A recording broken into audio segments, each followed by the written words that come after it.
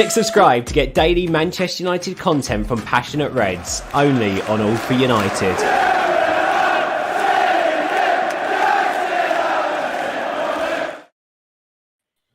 Welcome everyone to the slightly later edition of the reaction show off the back of Manchester United's yet again disappointing weekend. A 0-0 draw at home to relegation, looking like Watford. It's been a particularly dreadful season so far, and yesterday's result was not particularly great at all, and it's not been a great weekend full stop, with Liverpool winning the Carabao Cup final as well to boot.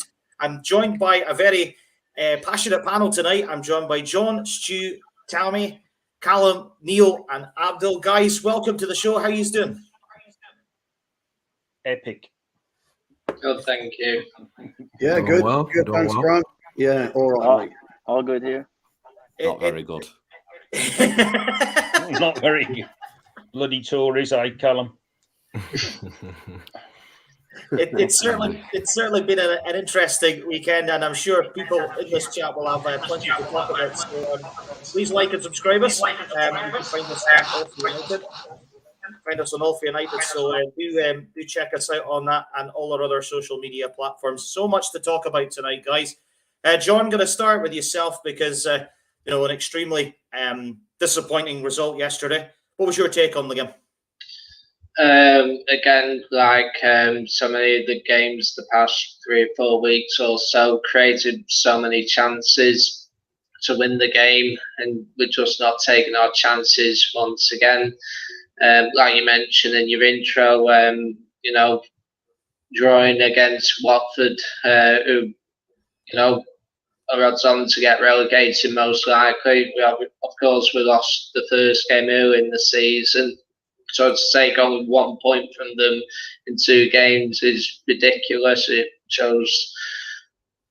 pretty much demonstrates our season. In terms of the number of chances that we're having, I think there was a stat that we've had like 90 odd shots against Burnley, Middlesbrough, Southampton, and Watford, and then we scored 3 goals. We're most certainly creating the chances. I think our overall game is better, and we're beginning to show we can dominate the play, and we're doing it on a more consistent basis. The problem is we're not finishing off the chances, and I think there are many reasons for that. I think it's purely got so many players out of form, and basically we're just not keeping a cool head in front of goal. If we did, then we'd be comfortably winning these games, maybe 2 or 3, even 4-1 or 4-0, but like I say, it's just not happening for us at the moment, and I'm sure we'll go into discussions about certain players and that, but yeah, another frustrating draw. It certainly was. We'll dissect the game in depth, but when I saw that the scoreline was 0-0 at full time, I'm sure everybody in this chat, I'm sure everybody tuning in tonight was just thinking, here we go again, another disappointing afternoon whereby, we've had an opportunity to really kick on and maybe see if we could go on a bit of a run for the top 4. We got such a positive result in some respects out in Atletico on Wednesday night, and, we did it, backed it up. And Stu, I'm going to come to you next because you on the last reaction show of the Atletico game were really positive after the result out at the Metropolitano. What's your reflections now after a pretty disappointing draw at home to Watford? Look, the problem is for fans of mine and Neil's generation is we've seen it all before. This is nothing new. This is a trajectory that Manchester United as a club have been on right since our inception to where we are currently today. We have dips and lows, and it's just one of those where we're going through a very, very difficult period. We're not losing games specifically, but we're not playing good football. And it really is down to the fact that we don't have good enough footballers. We don't have intelligent enough footballers who, know how to win a game of football. And we're almost full of egos now. This is a big, big issue for us. I never get upset when we draw or lose anymore. I've done it. When you live through the Dave Sexton era, and some parts of Doherty, Tommy Dock as well, this has been a bit of a godsend for us. The problem with a lot of fans, unfortunately, is they can't get past Sir Alex Ferguson. We can't seem to shake the Sir Alex cloud, and you've got to shake it. You've got to understand what the reality is of football. When I played a match today, we played Olds versus Youngs, and we beat them by guile and ruthlessness. I only ran when I had to run. I only passed it long when I had to pass it long. If I could lock it short, I'd knock it short. And that's how we beat them. And we don't seem to have that intelligence to play football from the back, through the middle, out to the wings. All right, we're creating chances, but you can create 100 chances. It's an irrelevance if you don't score goals. So I've seen it all before, I'm afraid. I'm not as down in the dumps as some people are in the group chat. Some people have been really moaning in the group chat about it. I just think you've got to take football for what it is. There's no rhyme nor reason for results. It's an irrelevance where Watford are, by the way, in the league, guys. It doesn't matter. We've all played teams you've been expected to beat throughout your lives, and it just hasn't turned out. And it's, you've got a well-oiled, seasoned pro as a manager, and you don't have to have the best players in the world to become difficult to beat. And it's one of those, I'm afraid. You've got to scratch it, and you've got to move on.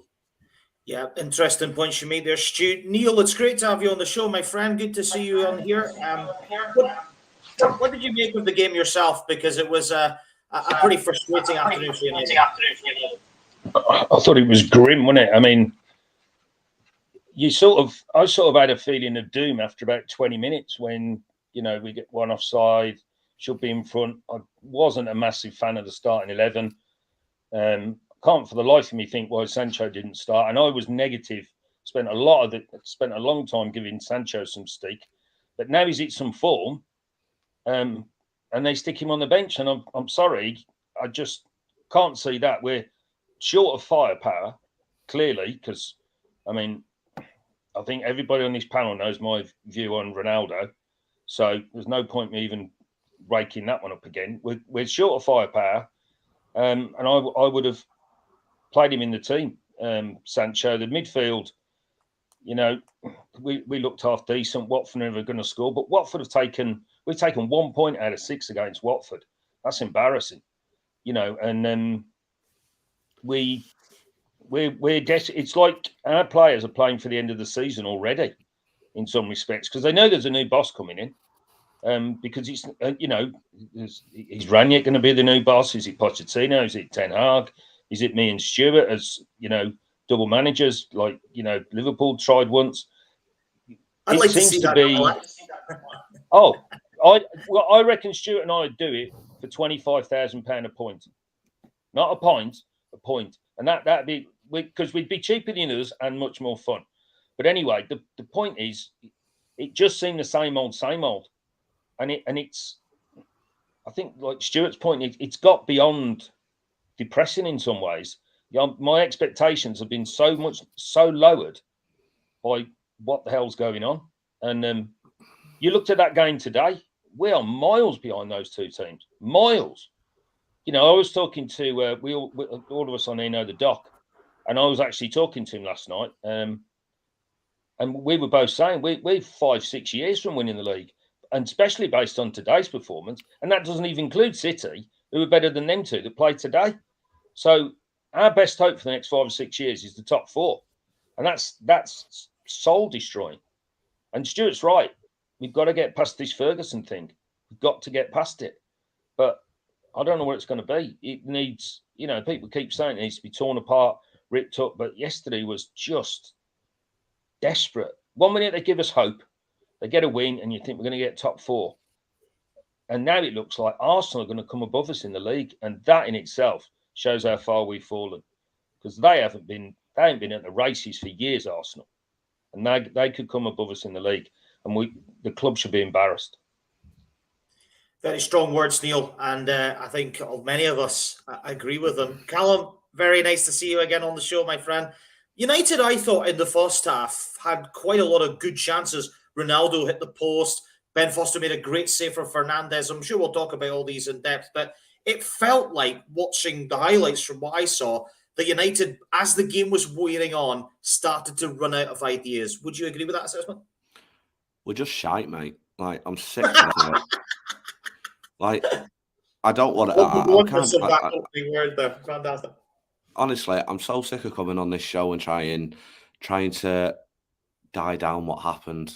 The team's not good enough, and I don't think it's anything about that. I just don't think they care enough. I think if those players cared half as much as the fans did, we'd be fine. But they just don't care. I was at the ground yesterday. I went to it. I've been to quite a lot of games recently, and I find myself screaming at the players the exact same thing.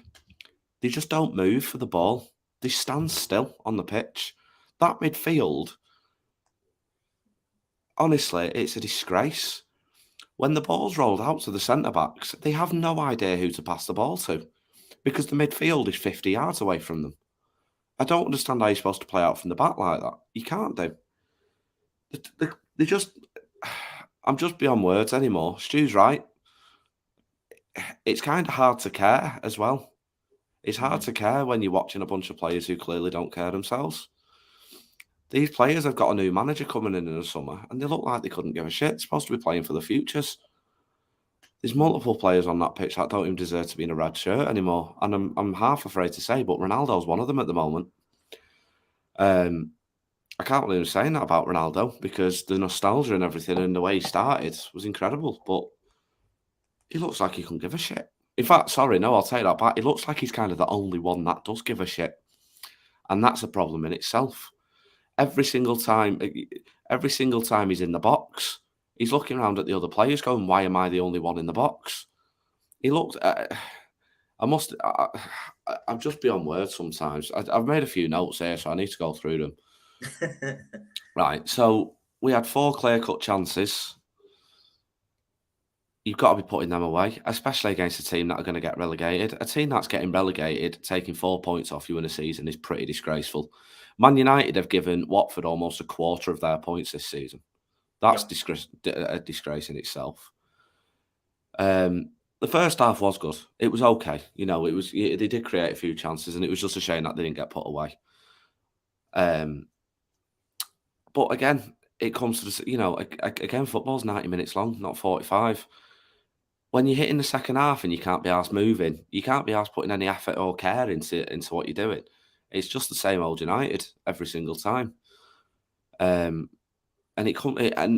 you see the coach come out and say, "Oh, they do care. Of course they care." They need to show that they do, because I'm kind of sick of saying the same thing about them. Pogba was walking and standing still, not showing for the ball. So was Bruno. Rashford, when he came on, he looks like he shouldn't even play for Colchester United. Never mind Man United at the moment. And I'm really gutted for him, but I'm getting really infuriated watching him because he looks like a different player. It's just the same old issues, and sometimes you seem to, like Neil just said, they give you the hope. They go play like that against Leeds, and then they play Watford, which is a team that honestly doesn't deserve to be anywhere near the Premier League this season. And they play like that. Watford didn't even look like getting out their own half at some stages, and we still couldn't put the ball in the back of the net. Moving for the ball, showing for the ball, moving into space, running at defenders, getting the frigging ball. Like, we had 3 shots on target. 22 shots and only 3 of them on target. We had an expected goals of 2.66. So all 3 of those shots on target pretty much should have gone in the net, and they didn't. It's the same old. And I remember being on here a couple of months ago, and it was just at the end of that quite hard run, and we all said between, I think it was Crystal Palace the first game, and it was until this game. We had a run of about 14 games where every single one of them, we should have got maximum points. I don't care what anybody says. We picked up 25 points out of a possible of 39. We've dropped 14 points against teams we should be beating, and we didn't look like beating some of them at all. It's ridiculous, and you don't see... This team doesn't deserve top 4. It just doesn't. It deserves to be embarrassed in 7th next season in the Conference League. And the thing is, when the likes of Bruno Fernandes want to leave, and Marcus Rashford want to leave, and Ronaldo leaves, and Varane leaves, because this club doesn't have the ambition from the top down. The effort from them players comes from the top. They show they don't care, so the players do the same. It's simple as that. Well, let's go. This club is years away. Yeah, no, absolutely. I think you had some very passionate points there, Callum. I want to get to your comments. It's always great to have your comments in this chat. I'll come to Temi in a moment, but Jim's had a really interesting point. He says, really is top four really gone? Every fan channel seems to think it is, but not sure myself. Football is a funny game. Martial would have been useful. And Temi, I'll come to you on that point, because did United, obviously there was quite a lot of chances yesterday. Ronaldo at the post. Fernandes forced a good save out of Foster. Probably should have squared it to Ronaldo, who probably would have had it happen. Elanga showed moments of brilliance, I thought, at times. What was your take of the game? Would Martial have made a difference, as Jim's alluded to there? Yes, he would have made a difference, 100%. But to your overall point on the game, I'm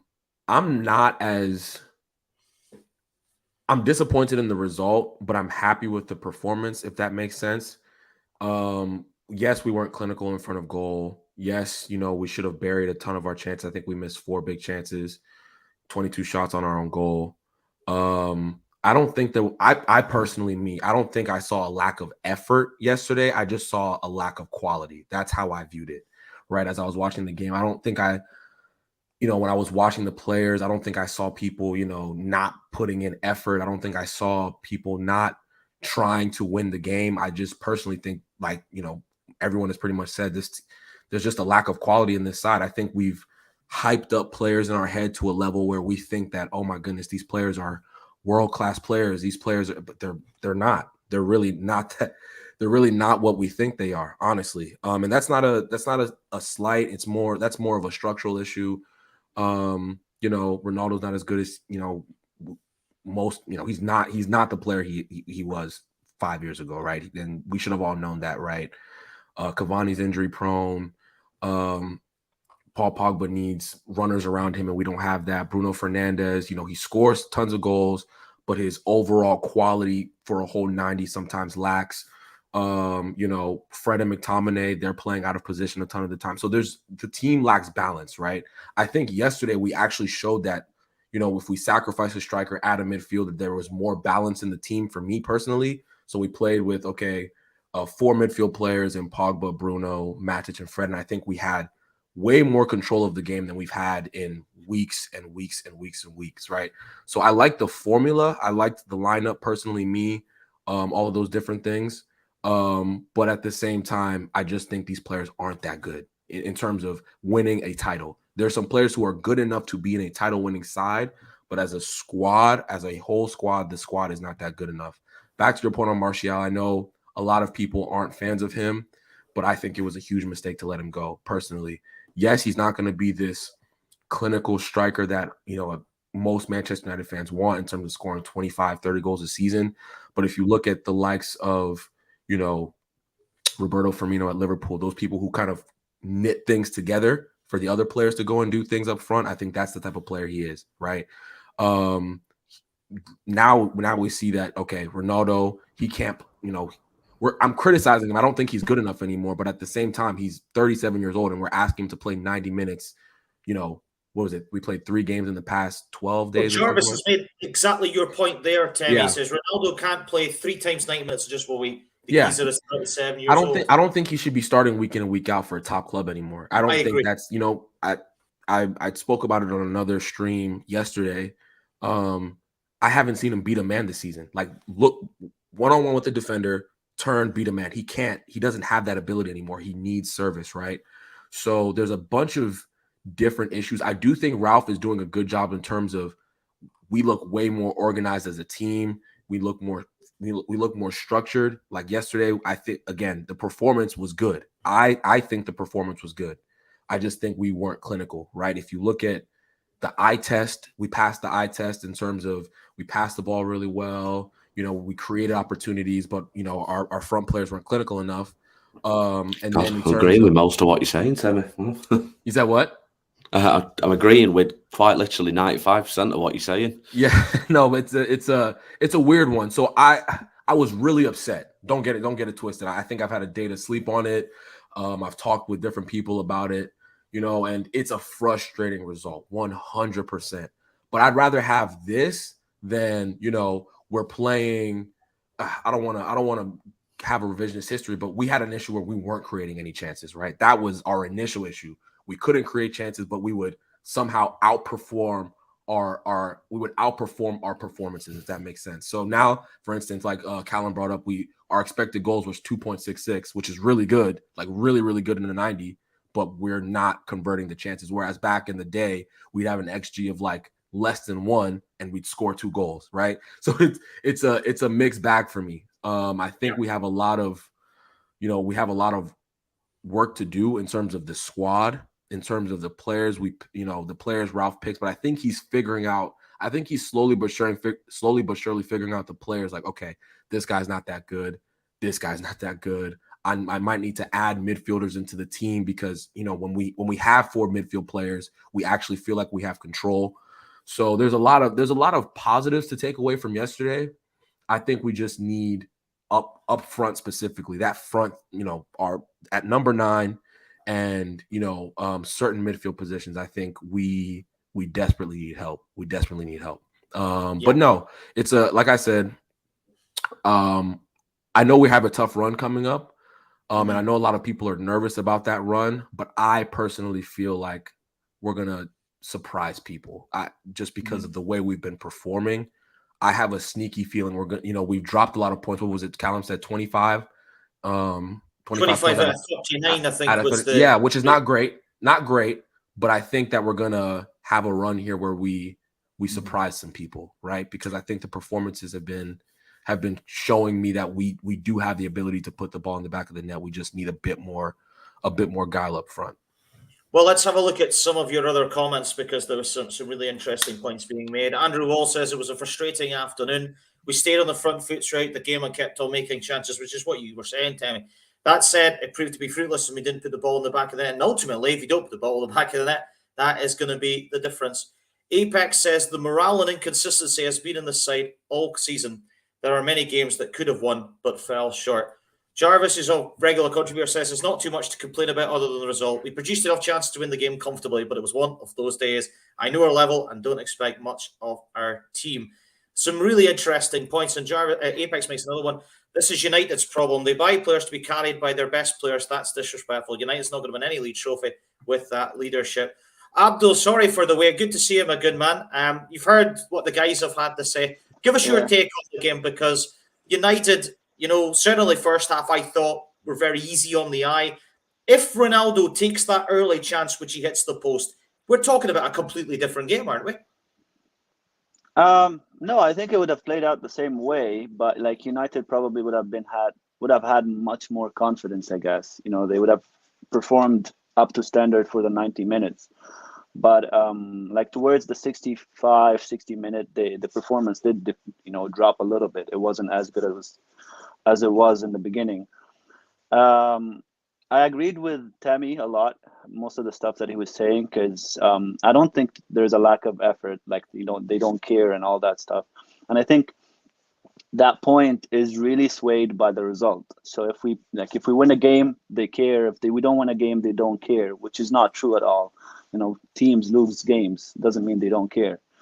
So I think Watford played a hand also in how well we played, because they were extremely bad, like really bad. They weren't able to keep their block at all. Their midfield line would join their defensive line and give us too much space for us to play. Like someone like Fred was playing really well. When I saw Matic, I was like, this is the value that we're missing in the team. The passes that he was spraying around. But unfortunately, you can't play Matic every game. So it was a good performance, but it was also helped by how bad Watford was. You know what I mean? I like the structure, and I don't think it's something completely new. I think we've seen it under Ollie, but it just wasn't consistent. unfortunately. So the idea of putting a midfielder on the wing was originally, brought by Oli. And every time we've played with Pogba on the wing, I think those were the games where we created the most chances, because we had creativity from Pogba and Bruno Fernandes instead of just relying on Bruno Fernandes. I've talked with Stu about it before, and I told him that we need to add another midfielder, because unfortunately we don't have control behind, and we will never going to get control behind with the profiles that we have. So at least up the creativity to make up for it. So I liked how Bruno and Pogba were interchanging their possessions, and something that we added to our game is those whipped crosses from the half spaces. So that's something we don't do very often, and it was the reason why we've created so many chances. Now the switching between side to side to disrupt Watford's general shape was helped by how Watford was condensing their shape by the two lines. So their midfield was joined their back line, which is a very bad thing to do for any general team to begin with, because you basically give the opposition team a lot of space in your own defensive third, which what Watford was doing yesterday, and it helped us. So I think it was a good performance overall. I just don't know how we can translate that performance against someone like City, because unfortunately someone like City, they're going to have the ball for most of the match. The only good thing about it is that Manchester United off-ball work has increased massively under Ranić. Off the back of the offer run under Oli to the switch to Ranić, the off-ball work increased a lot. But also that was helped by the profiles. So for example, one of the things I was criticizing Oli a lot on, especially during that awful run, was he was playing Rashford, Greenwood, and Cristiano Ronaldo up top. And that's an awful combination to have, because all three of them don't work off the ball. So when you have that, you're accessible through any pass, basically. And that's why someone like Leicester, even though they were on bad form when we played them, they were cutting through us easy without any pressure, because you have Rashford, you have Greenwood, and you have Ronaldo not really trying to block any angles. So what Ranić is doing is introducing Alenga, who is a very hard worker off the ball. He's basically our Daniel James replacement. I've said that before. And he's a lot smarter than Daniel James. So the runs he makes, the spaces he makes for his teammates is very aware, which is very nice to have for a kid at his age. And I hope that develops further. And he added Sancho much more. Sancho had time to integrate. So it was a matter of time before Sancho gets into the team anyway. So Sancho isn't like Rashford. Sancho's a lot smarter. Sancho creates a lot, and he works better off the ball than Rashford. Not like the degree of Daniel James or Anthony Alenga, but he does work off the ball. He helps his fullback. So that in itself helped the shape a lot, made us more compact. Now, unfortunately, someone like Cristiano Ronaldo, we can't drop him because he has this big name on his head. So you just can't drop that guy no matter how bad he plays. And I don't know what it would take for him to actually be dropped. But funnily enough, yesterday he had an okay game, considering how, unfortunately, I'm not afraid to say it, how useless he's been, So he had an okay game in terms of how he knit some plays together. But unfortunately, if you're not going to finish your chances, and that's the one quality he has left, then what use do you have in the team? So when we say that we've lost Martial in that sense, we've lost that ability to knit things and hold the ball in the final third. And we don't have the controllers. So take Matic out of that game yesterday and put Scott McTominay, and you have a solid line, because Aaron Wan-Bissaka was talking in midfield. So you have Aaron Wan-Bissaka, Fred, and Scott McTominay. None of them are quality passers, and this is the line that's supposed to control the game for you, So, by definition of the player profiles that you have, you're not going to control the game, even if your structure is good, So if that line changes to quality passers, United controlled the game right away. But we don't have that. Add Matic in his revitalized version, I guess, then you control the game automatically, or at least to a very good degree. And that's the criticism that for someone like Aaron Wan-Bissaka gets. He's not bad in carrying the ball, but he's bad in terms of the passes he offers. Like, he doesn't help progression through his passes, his cutbacks, his Spent crosses. 50 million quid on a guy that can't pass. Yeah, Like, and his crosses and his basically line breaking passes to his winger are not good. But he carries the ball well. He dribbles well. That wasn't the criticism that he has. And 1v1, he's good. But unfortunately, in today's game, you need quality passers in every single position if you want to control games. And that's the issues we have. So we have an issue in the striker, we have an issue in the right back, and we have an issue in the deep midfield. If we fix all these three positions, United will look like a totally different team. Totally different team. And then you come to the Rashford problem. Unfortunately, Rashford has been in a very, very bad form, and he's not adding anything to the team. So even when he was subbed on yesterday, I think he barely had a touch, and even the one pass he had was a misplaced pass. So yeah, Rashford was poor yesterday again, wasn't he? So, He's yeah, lacking confidence, isn't he? Yeah, so I was not surprised that the game didn't massively changed when he was added, because he basically became a hindrance. Him and Ronaldo are very similar, by the way, in the way they play. They want to take people on when they can't. They want to shoot from anywhere. And their passes are they're ill-timed. Let's just put it that way. They're ill-timed, And so basically, those two players don't help our game at the moment, Rashford and Ronaldo. Abdul, do you not think that's one of the biggest problems of United, though, in general, in terms of the structure? We're buying players to fit into a team that can't fit into a team because we've got too many of the same kind of players. I feel like I watched a different game yesterday. David Archer's comment, it really kind of ties in quite nicely. It says partnership is as important as football as tactics. We don't seem to have any across the starting 11. Sorry, I just wanted to bring that comment up there. Yeah, I've, like Callum was saying, I've been singing that song for a very, very long time. And unfortunately, that stems upstairs, how our recruitment department is working. So, let's take this as an example. We bought Telles, right, on the cheap, because he was available and he was a good option. Telles is very good at what he does, but he isn't a direct replacement to someone like Luke Shaw, right? So basically, you're just getting a backup for the position, but not the style of player, right? So if you play a certain way, and you have players that are fulfilling specific jobs in the team, when you get a player that completely does something completely different, then you're really messing with the way you play originally, because that guy can't fulfill the guy he's replacing his job because he does another job. And that's the issue, the recurring issue that United have been having. They're just getting these good deals of players that fulfill different jobs together. So if you ask Ranić, I'm like, what style can you play with this group of squad? Is like many different styles, because they're a combination of all the styles. There's not enough from one style. And that's the biggest issue. So the recruitment for me is always the biggest culprit of everything.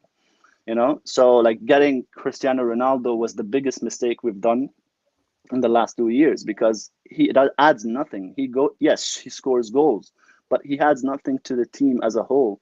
You play a certain way that requires someone with Martial's skill set, and people were on his head because of the goals, and I was on his head for the goals as well. But you realize the value he brings by when he was bringing in Rashford and Greenwood into play. Like, I don't want to talk about Greenwood, but like at that time, he was our player. So he was bringing them both together. Yeah. And like Tammy was saying, he fulfills a role like Firmino. He fulfills a role like Havertz in Chelsea right now. Like whenever Havertz play as their striker, he isn't really scoring goals, but he's bringing Werner, Pulisic, and the other players into play. Mm-hmm. And that was effectively our Martial. You know? So anyway, it depends on what jobs do you want these wrap players this comment up, because I want to ask about questions. Yeah, so it depends on what jobs do you want these players to fulfill, right? How are you playing, and what are the jobs of each position, not just filling the position by name. That's what I'm saying. And Apex kind of agrees with you. He says players have to do unnecessary work on the side, and we know that Klopp and Pep football is the formula to win the Premier League. What are we trying to do? Hama is just commenting. He says, "What's up, everybody? Hope we're all keeping well." John, gonna come to you, because we've really just talking about the whole elephant in the room about Cristiano Ronaldo. 1 goal in 2022. That was in that 2-0 home win against Brighton and Hove Albion. What's kind of happened to Ronaldo? Has he lost his spark? Is he out of form? Are other players beginning to find him outside of other clubs? You know, is he being silenced out of games? What's your take? Yeah, I think Ronaldo is an issue. I think Jarvis made a good point about 37 years old. He's playing 3 matches in 6 days. As brilliant as he has been, you can't expect him to perform on a consistent basis when he's playing that regularly. I mean, I was at the Middlesbrough FA Cup game, and we obviously missed the penalty, and I just think a few years ago, Ronaldo would have done something to make up for it, and he didn't. And I think that he has lost a little bit of his spark. Obviously, he's the reason why we're still in the Champions League for in the group stages. But yeah, I'm beginning to question when you think of the physicality of the English league, and all that. He's not. We all know he's never been a presser. He never will be. He doesn't. I don't think he's great at holding up the ball. Obviously, he's been a brilliant goal scorer, but he's not like your typical old-fashioned number 9. I think Cavani's a better number 9, but Ronaldo's a better goal scorer. And I think with Ronaldo, it does show the problems with Cavani not being available as well. We would have been crying out for him in some of these games if he was fit. But the problem is he's half the time he isn't fit.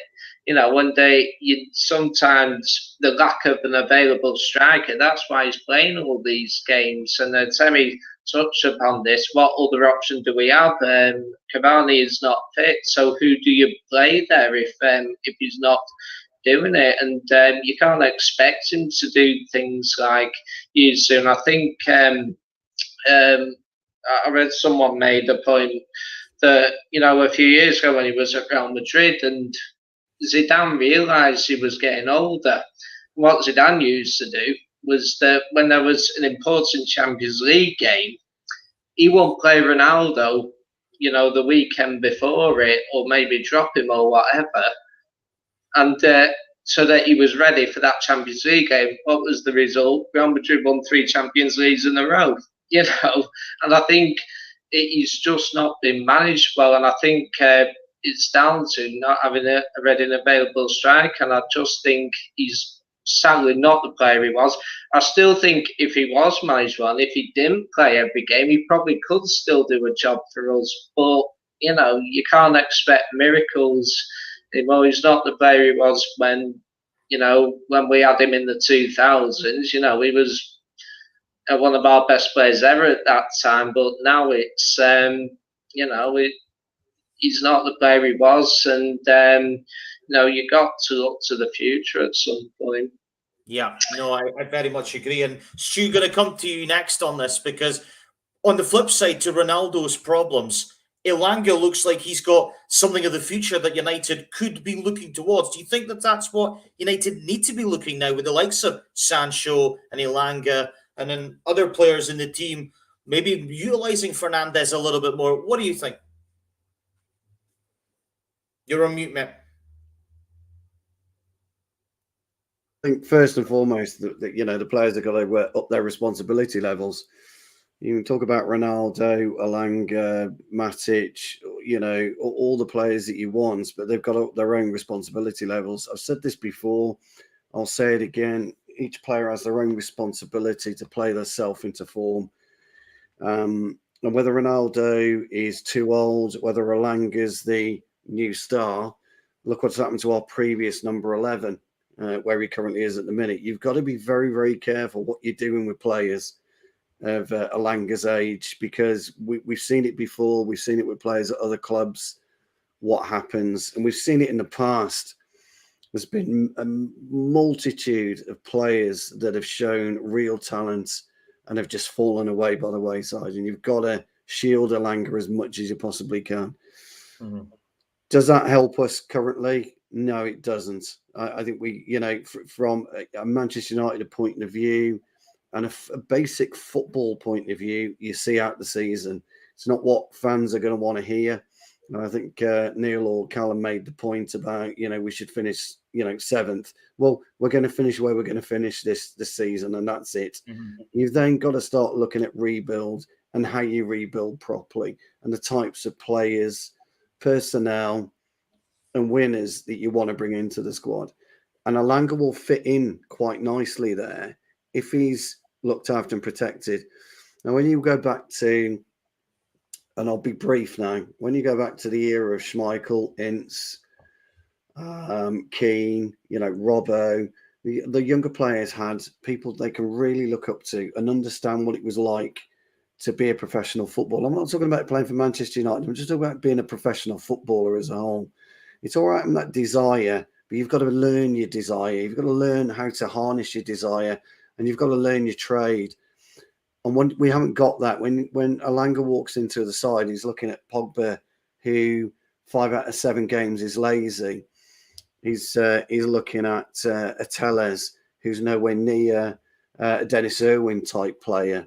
He's looking at a Dallo, or he's looking at a Wan-Bissaka. He's not a Gary Neville type of player. They don't have that aggression within them.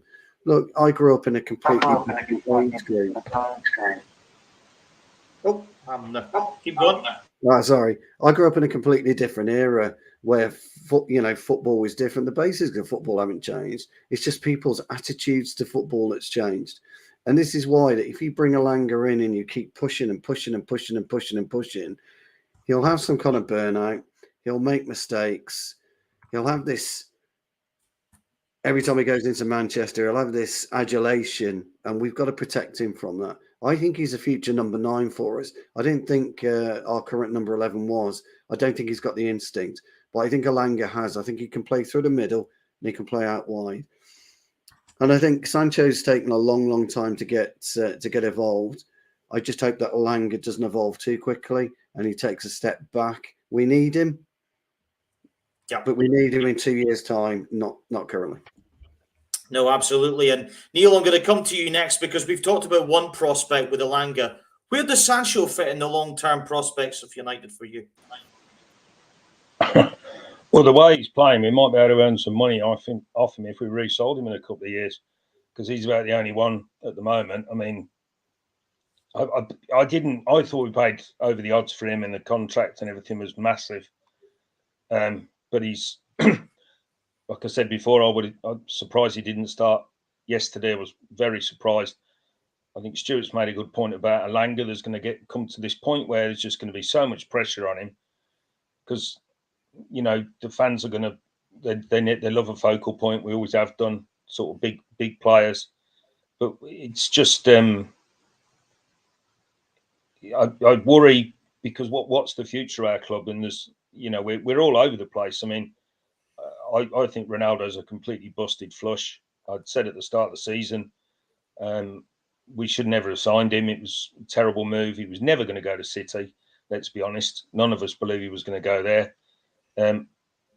But we still needed, and we've needed for about 3 years, a decent midfield. And yet we signed Ronaldo and paying him, 400k a week or whatever it is, and all that sort of cobblers. And I've had a bet with a mate of mine that Cavani, he doesn't score as many goals as Cavani did last year in the league. And I think I might win the bet at this rate because he's just so far off the pace.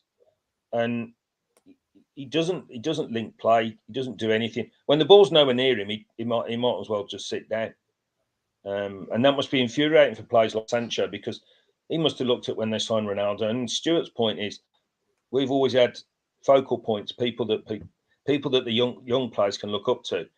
If you're going to sign for Manchester United at the moment as a 16-year-old or whatever age, we've got no one we could wheel in the room and say, this could be you. Like in the past when Ferguson used to involve Cantona and Robson in sort of signings when he used to chase players. We got none of that. So, because I know you're trying to crack on with the show. No, it's absolutely fine. I think you make some extremely good points there, Neil, and I think it is very interesting. What is the future at Manchester United? We simply don't know, and I know that Stu and Callum have got to drop off, but a couple of comments for Stu. First of all, spot Stu leaders, we don't have any, and Brendan says what Stu basically says is that United used to have a culture that nurtured the winning mentality. Now we have a culture that develops a losing mentality. Callum, I know you have to crack on as well, so I want to come to you next for your comments on this. Where on earth do United go from here? Because the Champions League is very much in the balance. The top four is really a bit of a battle. Temi has already alluded earlier on that United have a very tricky March coming up. What is your feelings? Not very good, but I think the way the thing is, whenever we seem to play the lower teams, it we're more frustrated because we haven't beaten them. I think we're a little bit worried because of the result against Liverpool and City early in the season. But if you'd have asked me last season, whenever we played Liverpool or City or Arsenal or Chelsea, Tottenham, Leicester, them teams, we did really well against them. Really, in terms of when Ollie was here, we did okay against them. Apart from earlier this season, of course. So the pessimistic, miserable old bastard I am is worried. But I just want to see effort. I think I watched a different game the other day to a couple of lads, because being in the stadium yesterday and being surrounded by the people that I was, the amount of times I was watching the players stood still and walking. You should never be walking on a football field. And the amount of times I saw it was ridiculous. But anyway, yeah. My worry is we become a club that is constantly fighting for fourth, because fourth maximises revenue for the Glazers. I genuinely believe that's all they care about, the most amount of money as possible. I actually think they're terrible businessmen and they could have so much more if they actually invested in the club properly, but that's another debate in itself. I disagree with Neil in terms of paying over the odds for Sancho. I actually think Sancho was perfect. It took him a while to get going, but now you can see why we've signed him. I think he seems to have hit the ground running. I don't know why we didn't start him yesterday. Maybe he was just rested. I don't know. Ronaldo, I think the nostalgia in me maybe refuses to criticise him as much as others, I guess. But what I will say is he does look miles off it at the moment. He looks nowhere near. I mean, we knew he was a slightly different player than what we originally had, 12 years ago, 15 years ago, whatever it was. But I don't know if it's Ronaldo or is it the players around him. I think it's probably more of an element of both. I think Ronaldo needs better players around him. I think Ronaldo needs to be better. I think they're both tied in together. A double-edged sword in some respects. Yeah, because Ronaldo's a winner, but I just think whether he's just not at it anymore, or are the players not doing enough for him? I don't know. I saw certainly a little different yesterday, especially in the first half. I thought we were creating a good few chances, and I expected a little bit more. Ronaldo 5 years ago buries that chance. The fact that he hit the post was shocking. But the main thing he needs to frigging do, for God's sake, is get himself on side. He was caught offside again twice yesterday. He's been caught offside more than any other player in the league this year. He just needs to show a bit more nous to get back into it, I think. There's a reason for that, because he lost a lot of pace. And even Lewis Dunk can make up his pace anymore. So if you watched Brighton game, even the Brighton defenders who are actually slow caught up with him. I think that's where he needs to adjust his game then. And is it mind over matter in some respects? Because you could have a really good footballing brain, but if you don't have the pace, then that's a big problem in itself. I kind of think it's mind over matter for a good few of these players. Stu's absolutely right. You play yourself into form. If you're confident, you go. You also play yourself out of form though, and you can definitely play yourself out of form. The problem is with a few of the players at the moment is so many of them are so out of form that they're struggling for the confidence. And obviously at a club like United, there's nowhere really to hide anymore, especially in the modern day. I suppose a lot of the big clubs, but especially United, there's nowhere ever to hide. You are constantly scrutinised and supposedly held accountable by the United fans, by the media, because all the media do is hound United because United sell papers. And I do wonder it. And the thing is, this is absolutely fine. But I just wonder, do some of these United players have the mental capacity to be able to handle it United? If they don't, it's absolutely fine. There's many footballers that have had successful careers. You know, just being a professional footballer is a successful career in my eyes, I think. Something wrong with that. But I do wonder if that is the case for a few of them. No. Unfortunately, we seem to be going through our fourth rebuild of the last decade. It was Operation Cultural Reboot, wasn't it? And that cultural reboot has become Plan B, Plan C, Plan D. Is it where we get to what I mean. M now? Well, yeah. Well, we alluded it to before, but United will be in a rebuild until these owners leave. Well, Neil said it would take 5 years for United to be competitive for the league, I think it was. And I think he's got a very strong case. Well, obviously, we've all been muted tonight because just because. And when Neil said that, I actually said, no chance. It'll be longer than that. United, I'm telling you, United won't win a series trophy with the Glazers. I'm telling you. With the Glazers in charge of this club, we are years off. I said at least 5 years, by the way. No. Callum's right. I think we might be light years away. Yeah, of course. I mean, football, a lot of things could change in football, of course. I just thought if you'd have said 25 years, you'd have been more accurate, because I'll say it until I am blue in the face. This club will never be serious until these owners have come. I just don't see it. I don't see it. You can have the best players in the world, but without that structure, without the academy, like I think United have spent £1 billion in 10 years. Without most of those players shouldn't have been signed. A lot of that money could have gone on the stadium, on Carrington, and on the academy. And if it had gone on that instead, United would have been a lot closer to the league. But instead, the Glazers just think you spend all the money on these players, make it as marketable as possible, make as much money out of shirt sales and as much money out of sponsorships, and that'll do us. That's all they care about. If they'd have spent that money within the club, United would have been a lot closer to challenging. And I say that, but it's not going to change with the Glazers. And I refuse to believe otherwise. Very strong point you made there, Callum. And Stu, I know you guys are going to go. Guys. Yeah, good to see you all. See you, boys. Great stuff. Great I'm going to go as well, guys, because Peaky Blinders starts in a minute, and I'm under order. I'm on taxi duty. I am so. Yeah. But see you later, guys. Tell me, mate. It was good to see you. It's been a while. Yeah, good to see you, bro. Good to see you, bro. Speak to you soon, John. See you later, mate. See you, pal. Enjoy. We'll carry on at this end. We've had a couple of interesting comments coming in. Jarvis says we need more players like that Elanga. Humble, hard-working with something to prove. At the moment, half our squad is smug or satisfied with themselves or their achievements. Temi, come to you next on that comment, because, the way United season is going, some very tough game coming up ahead. Yeah. Elanga can be a very important player for United, especially with top four and obviously that second leg against Atletico Madrid to come.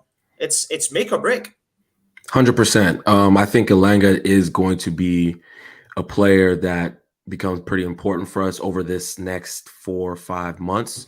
It's funny that Abdel mentioned Dan James, because that's literally the comparison I've been saying on my channel over the past couple of weeks. He's a more talented version. He's Dan James with Stardust. That's how I'd categorize him. He has that finishing ability. He has something about him that Dan just never had. And that's not a disrespect to Dan James or anything like that. But I do think he's important, especially bearing in mind that Rashford is just off it. And he's simply not a Manchester United starter. I think he's shown that even when he was scoring goals, that he doesn't have the IQ that you would want from a top level winger. We've had the conversation about Ronaldo, right? And I was bullish on defending Ronaldo earlier in the season because we were playing with Rashford and Greenwood. And I said, there's no striker that's going to be successful when you have wide players that don't think about the team, right? They're thinking about themselves and scoring goals. But now that we're playing with, okay, Pogba's on the left, Sancho's on the left, Elanga's on the right. Those players, they have the thought process of, how am I going to put a cross in, or how am I going to make that run to make that pass, right? We saw the run that Elanga made early for Bruno's first chance, right? He passes it to Cristiano. Cristiano gives him a beautiful back heel. Elanga then plays it into Bruno, right? If that was Rashford, that's probably a shot on goal, right? So those are the tiny differences I think that Elanga at a very young age understands. Now, is he going to be a world-class player or something like that? I think it's too early to tell. But I think that he has the basics, the raw basics of something you want in a squad player at a minimum, right? And to the point of, we've mentioned a few of these players, right? These wide players. I think that Elanga specifically is the one that has the work rate that the rest of our wide players don't have. Abdel's kind of already brought it up. He kind of explained it, really well earlier. So I don't want to beat a dead horse, but he's the one that has the Dan James ability to get back quickly and help his fullback out. Sancho does it, pretty decently. Sancho does it pretty decently. He's not. You rarely see Sancho get caught out. And this is on Ralph. I think Ralph is finally figuring out, hey, okay, when I play Rashford on this side, the opponent seems to always get joy on that side. If I play Rashford on that side, the opponent seems to get more joy. So he's quickly realizing that, okay, there's certain players who, they're a bit more selfish than our other players. So it's I don't want to beat that dead horse again, but I do think Elanga is really important. I think that, maybe and this is on the conversation of Ronaldo, and I'm interested to hear what the guys think, but I'm really curious in seeing, a Bruno Fernandes play that false nine, kind of like how Chelsea's doing it, how Man City's doing it, just so we can have an option for Ronaldo to rest, right? Play 3 or 4 midfielders behind him. So you have, let's just real quick as an example, we play Sancho, Bruno, Elanga, then you have Matic, Fred, Pogba, then you have your favorite back four, whatever the case may be. I think that gives us that balance, right? That we've been seeing over the past couple of games, minus the fact that Ronaldo is static, right? But it's interesting, there's a lot of different things that Ralph can do. I think he's, it's taken him a bit of time. We had a decent run of games in terms of the teams we faced for him to kind of figure out, okay, this player is not that good. This player is pretty good. I like this player. And I think this back end of the season, I don't know. I'm a bit more optimistic than I probably should be because of what I'm seeing from a tactical perspective. We need some optimism, so I'm really pleased that you're on tonight, Tammy, because it's been a very tough last few weeks. Of course. So I really enjoy your enthusiasm on that. And very interesting to hear your points on that false nine potential with Fernandes. And maybe we'll ask the guys on that a little bit later on. Abdul, I'm going to kind of try and pull this together and wrap up the show in the next wee while. But this is United's next few games. City in the derby next weekend, then Tottenham at home, then the second leg against Atletico Madrid, then Liverpool away. March doesn't look particularly good on paper, doesn't it? But at the end of the day, this is Manchester United. We could conceivably win all those games. You just don't know what's turning up. Yeah, of course. There's always a chance to win a one-off game. It happens. It's football, it's very unpredictable. The only thing that gives me hope against these big teams is that we work, like I said earlier, we work off the ball a lot better.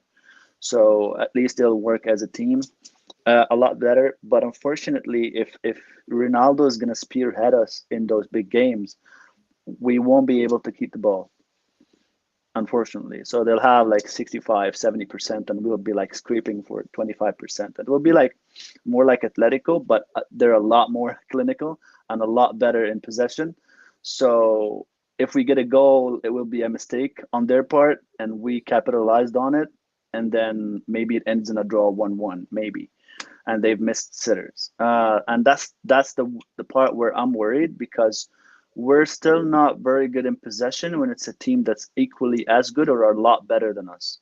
So don't get, too high on, we played so well in possession against Watford, because once you hit that City level, you'll be like, oh shit, we're really bad, because we can't control it as much as them. And that was evident even against Atletico Madrid, who's been really terrible this season. So the fact that Atletico Madrid controlled the ball that much better than us was really telling. Hey, Abdel.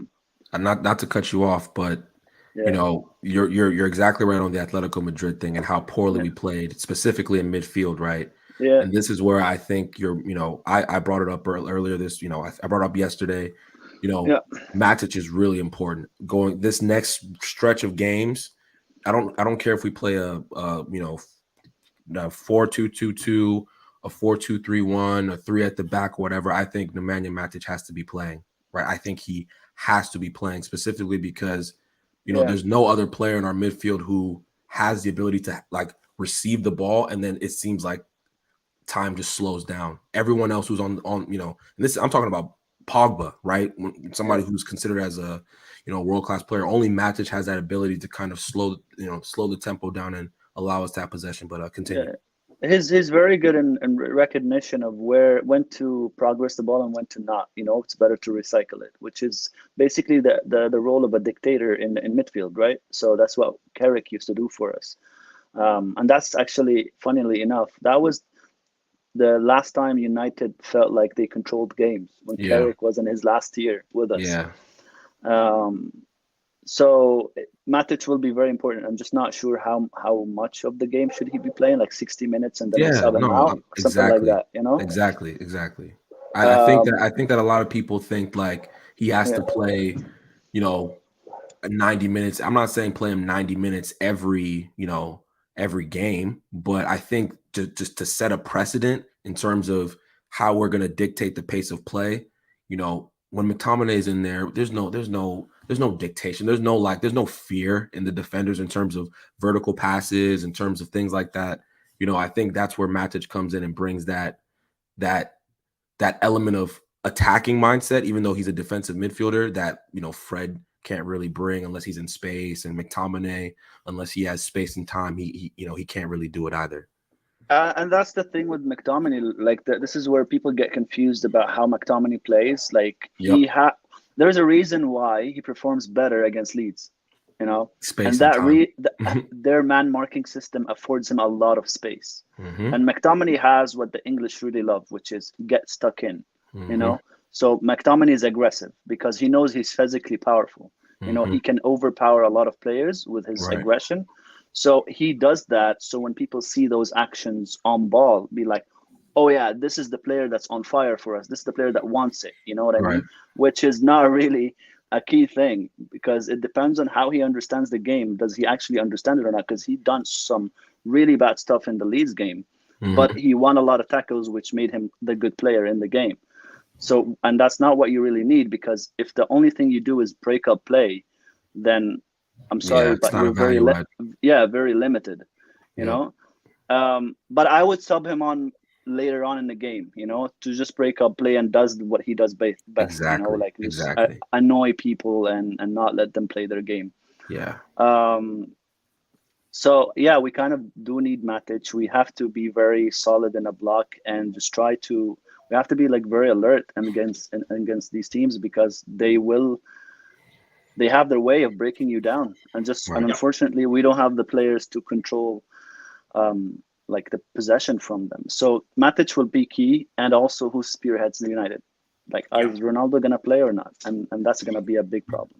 Right. And let's kind of use this and frame this as our sort of last question to everybody in this chat, because the topic of this chat is top four gone. We've just assessed those next few games. John, I'm going to come to you and try to keep this brief, guys, if you can. Is this next month coming up the absolute be-all and end-all for United? Do they have to have a strong points return in order to get top four, and obviously try and keep going in the Champions League? Yeah, absolutely. I think we have to go on a winning run at some point. I think we're now at the point where we have to pick up results in these big games against City, Tottenham, Liverpool. I think that might be rescheduled if they go through against Norwich in the FA Cup. So that might be an April fixture potentially. So, but yes, it's a massive month. We got 3 massive games coming up against City. The way we're playing at the moment, you saw how Tottenham what they were doing. They lost 3 games in a row, and you think they're nailed on to City. Then they achieve an unbelievable result, and then they have a game in hand away at Burnley, and they lose 1-0. You know, so I think that we're not favourites for the top 4 at the moment. Like Callum was saying before, I don't think we're particularly deserving of the top 4. But then again, I think the top 3, Chelsea, Liverpool, and City, is so far ahead of everybody else. I think anyone who gets top 4 will get by default almost. And I think as well, it's 11, 12 games to go. You know, still a lot of football to go. Teams will drop points. You know, all teams will. And I don't think, while it's a massive blow, you know, you can't say we're out of it, because our competitors are dropping points as well, although Arsenal had a couple of good results against Wolves. But yeah, it's a massive month though. The way we're playing, you know, we should be winning these games, and we're just not firing in front of goal. But I have said this, we haven't had it this season, but there's got to come a point where we do win a few games in a row. And I think whoever gets top 4 will probably go on a run and maybe winning 4 or 5 games in a row. And I think that could be the difference potentially. So hopefully we can do that. But no, it's not over yet. But the odds are against us. Astute views as always from yourself, John. Great to have you on the show as always, and thanks for your contributions tonight. Neil, great to have you on. It's been great to be chatting with you for the first time on the show. Personally, myself, I've really enjoyed your comments tonight. Do you feel United still have a chance at the top 4? What's your gut feeling going into this match? Nope. That's it. Nope, I don't think we've got a chance. I think City, the way they play, could destroy us. I can't, you know, just Ronaldo's going to play in every game. He's definitely going to play game. There's no way they're not going to play Ronaldo in the big games. So this idea of taking him out of the side to rest him, there's no way they're going to do that, because if you think he got a strop at Brentford when he was subbed, you imagine his reaction if they say next weekend, Ron, you just sit down here next to me for an hour, and we might give you 10 minutes at the end. He'll do his absolute nut. If that happens, he'll definitely play the Liverpool if the Liverpool game's on. I don't even see us beating Tottenham, because he's lit a fire under that Tottenham side. Conte absolutely lit a fire under them, and I don't see him getting top 4. But I think Arsenal could be. I think Arsenal seem to be coming with a wet sail, and I think we'll get beat. City will beat us. I mean, come on, you got to be crazy to think that we get something out of City. The way City have been more rested than us, because they'll probably who they got in the cup. City, Posh Peterborough. Right, so they'll pay my girlfriend and 3 of her mates in midfield, and still beat City.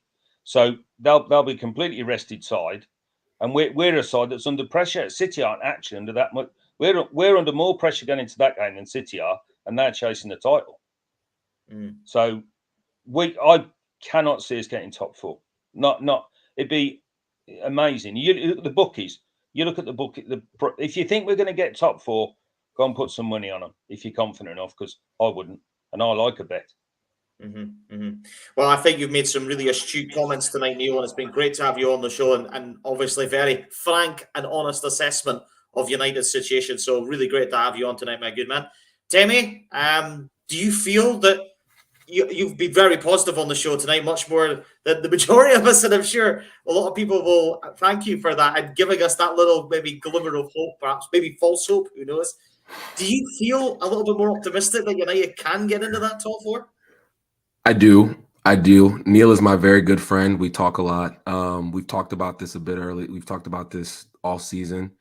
He can half talk dirty sometimes as well, by the way. Guy, man, I can't even. Don't listen to anything Neil says. But got me distracted now. I do think we still have a chance to get top 4. I don't trust anyone Chelsea down. That's including us, right? United, West Ham, Arsenal, Spurs. None of those teams are trustworthy. We have the best squad out of those 4 teams I just mentioned. Spurs are wishy-washy. They beat City, then they lost to Burnley, right? Arsenal are just Arsenal. I know they're playing a bit better football. They are a bit more structured. They're a bit more organized.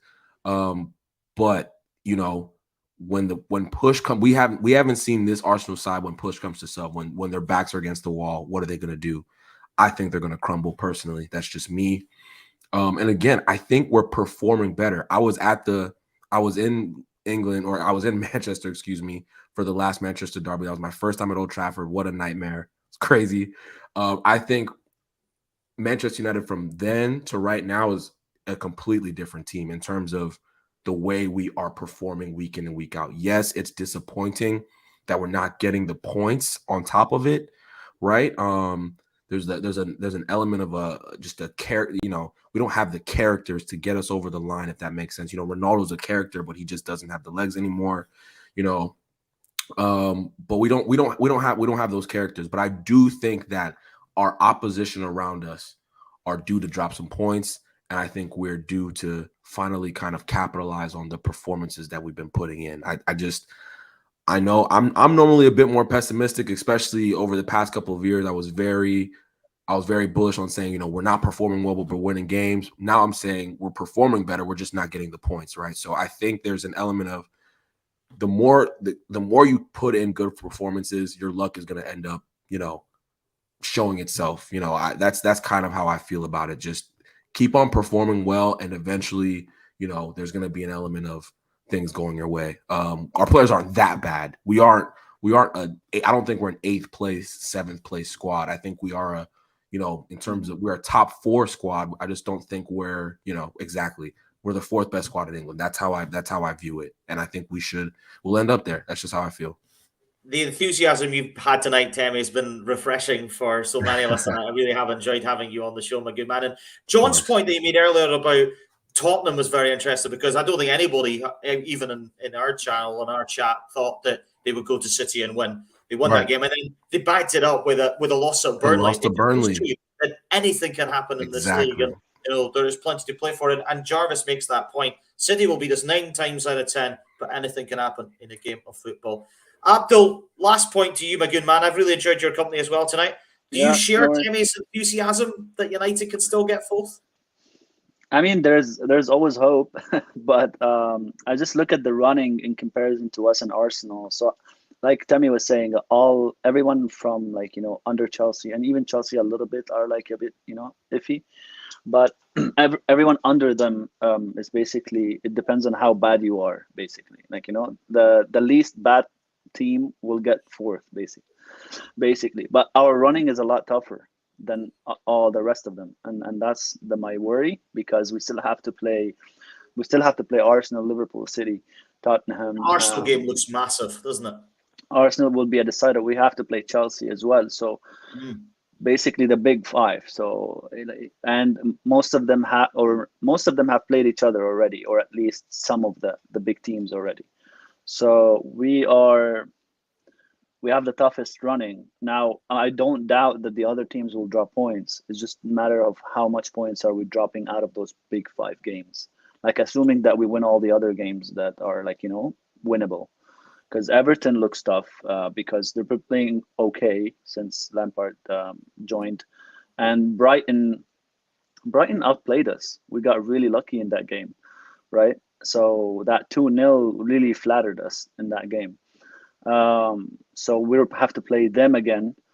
So there is hope. We might surprise everybody. United do perform when their backs are against the wall sometimes, and, you know, they surprise everyone. So I will give it a 5% chance to do it.